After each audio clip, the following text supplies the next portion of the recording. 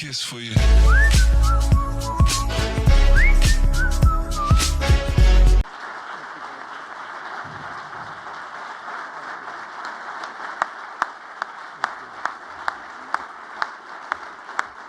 Thank you, everybody. I appreciate it. Thank you. Thank you, Melania, Tiffany, Laura. Thank you very much.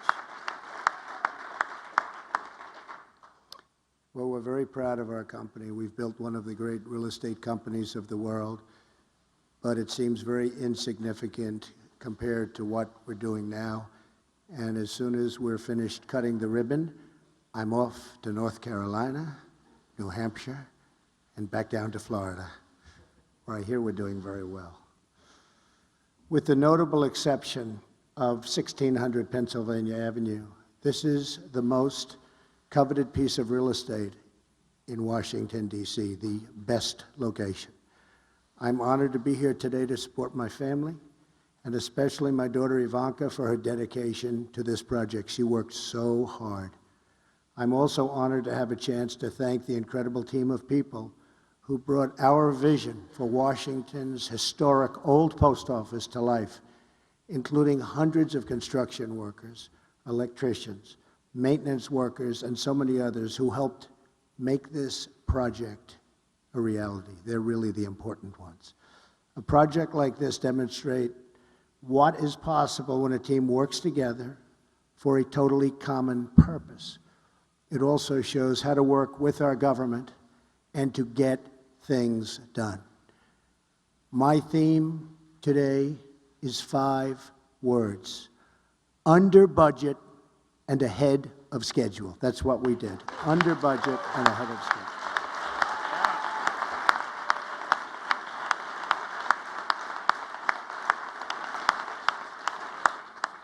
So important. We don't hear those words too often in government, but you will. Our agreement with the government required completion of the project by 2018. We were dramatically ahead of schedule on this project and under budget. We turned a property that had been neglected for decades and which was losing huge sums of money for the federal government into a major revenue producer and job creator. This is what I want to do for our country, and this is what we're working so hard to do. Right now, just about everything our government touches is broken or they break it. It's always over budget, behind schedule, and simply nothing works. Look at the Veterans Administration, where new hospitals come in hundreds of millions of dollars over budget, and yet our brave veterans still don't get anywhere near the kind of care they need or deserve. Look at our decaying infrastructure. Look at our aging military equipment. Our military is so depleted, despite having the greatest people on earth. I mean, they are the greatest people in our military, but it's so depleted. The tax code is broken. The education system is broken. We spend the most for any country on education, and we get bad results. And so many parts of our country are in a state of disrepair. And now it was just announced yesterday that Obamacare is in free fall, with premiums going up massively, and places like the great state of Arizona going up over 100% in cost. Unaffordable, unusable, and doesn't work even if you can afford it. The American people know what this election is about, and they see it every time they get their health care bills in the mailbox, or ride down a highway that's broken, or go to an airport that looks like it's from a third world country.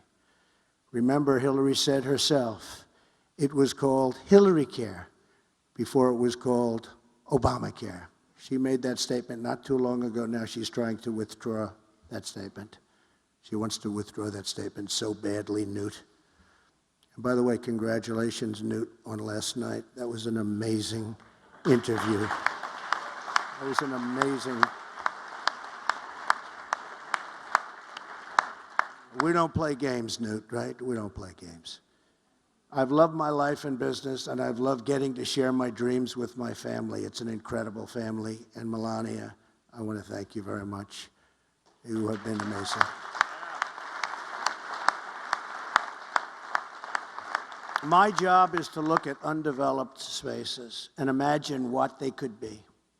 These are spaces that have no hope, have no future, but you need imagination and you need the ability to get them done and to unlock their potential and to unlock the potential of the people working on those spaces and on those projects. And we have so many things we can do for our country. Where others have only dead ends, I've dreamed of the amazing possibilities that we have. That's why government has turned to me in the past to fix projects that had gone nowhere, that were considered total disasters. Whether it's turning a landfill at Ferry Point after many, many years of futile work in the Bronx, New York, into a world-class golf course that's now open and doing unbelievable business, or revitalizing the facade of the great Grand Central Terminal, or building and saving Woolman Rink in Central Park after 8 years of futility and spending massive amounts of money and getting it done in 4 months for a very small amount of money. So many different things. Today is a metaphor for what we can accomplish for this country. Same kind of thing. This building is a historical landmark, a true American original. It had all of the ingredients of greatness, but it had been neglected and left to deteriorate for many, many decades. It sat there so beautiful and so empty and was falling into a very, very bad state of condition. It had the foundation for success. All of the elements were here. Our job was to restore its former glory, honor its heritage, but also to imagine a brand new and exciting vision for the future. To create a new place for people and families to come together, and a magnificent place at that. I've been very lucky, and I've led a great life. Now I want to give back to the country which I love so much and has been so good to me. I want to go into the inner cities, the poor rural communities, and the failing schools, and I want to work on a national plan of revitalization. I'm tired of the excuses from our politicians. I'm tired of being told what cannot be done. I'm tired of people asking Americans to defer their dreams to another day, but really what they mean is to another decade. Enough waiting. The time is now. We can achieve our goals for this country, and we can do so more quickly than anyone ever thought possible. There is nothing we cannot accomplish. The United States is great. It's great. Its people are great. There is no task or project too great. There is no dream outside of our reach. Don't ever let anyone tell you it can't be done. The future lies with the dreamers, not the cynics and the critics. Everywhere I go in this country, all I see is untapped potential waiting to be set free. And the biggest element of all is our incredible people, the people of this country. They're just waiting. They're waiting, and I think maybe now their time has come. But we will realize never that the potential we continue to put on our faith and the faith of our country. And we have to say, the word never will always have to be taken out, because we have such tremendous potential.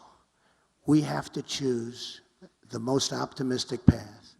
We have to choose to believe not our politicians, that in many cases truly don't know what they're doing, but to believe in ourselves and in our country. If we do that, anything is possible. I'm asking America to join me in dreaming big and bold and dream for wonderful things in our future. Let's close the history books on the failures in Washington, and let's open a new chapter of success and prosperity for all of our people. We have a divided nation, a seriously divided nation, all of our people. That is how we will truly make America great again. Thank you very much. I greatly appreciate it. Thank you. Thank you.